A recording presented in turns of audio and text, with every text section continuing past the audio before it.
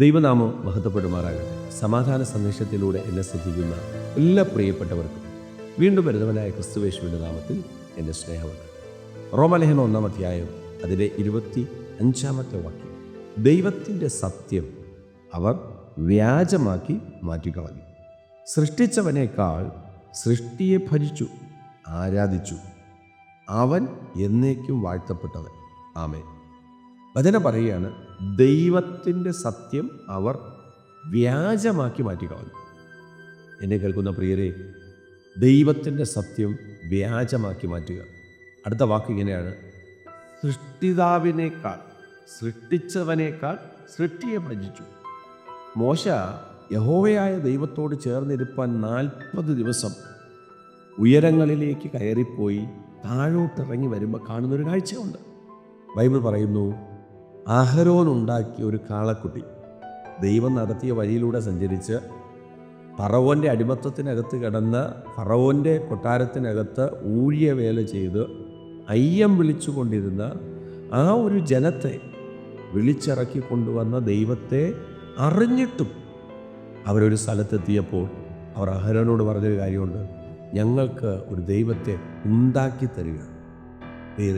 എല്ലാവരെയും ഉണ്ടാക്കിയ ദൈവം, എല്ലാവരെയും സൃഷ്ടിച്ച ദൈവം, ആ ദൈവത്തെ അറിഞ്ഞിട്ട് ഒരു സൃഷ്ടിയെ ഉണ്ടാക്കിത്താ ഞങ്ങൾ ആരാധിക്കാമെന്ന് അഹരോനോട് പറഞ്ഞപ്പോൾ ബൈബിൾ പറയുന്നുണ്ട്, അഹരോൻ ഒരു കാളക്കുട്ടിയെ ഉണ്ടാക്കി.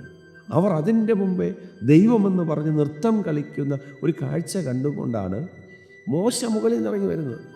തേജസ്സോട് ചേർന്നിരുന്ന മോശ തേജസ്സോടുകൂടി ഇറങ്ങി വരുമ്പോൾ കാണുന്നൊരു കാഴ്ചയാണ്. എന്നാൽ അടുത്ത ഭാഗത്ത് നമ്മൾ കാണുന്നത് സകലത്തെ എന്ത് ചെയ്തു? തകർത്ത് കളഞ്ഞു. ഇതുപോലെ നമ്മുടെ ജീവിതത്തിനകത്ത്, പുതിയ നിയമസഭയ്ക്കകത്ത് നിൽക്കുന്ന നമുക്ക് സൃഷ്ടിതാവിനേക്കാൾ സൃഷ്ടിയോട് മോഹം, ദാതാവിനേക്കാൾ ദാനത്തോട് സ്നേഹം.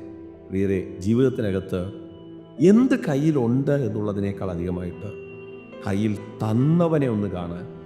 നമ്മുടെ ഭൂമിയിലെ ആയുസ്, വചനം പറയുന്നു, ഏറിയാൽ 80, 100 വയസ്സ് വരെ അതിൽ കൂടുതലൊക്കെ ജീവിക്കുന്നവരുണ്ട്. പക്ഷേ ഇതെല്ലാം ദൈവത്തിൻ്റെ ദാനമാണ്.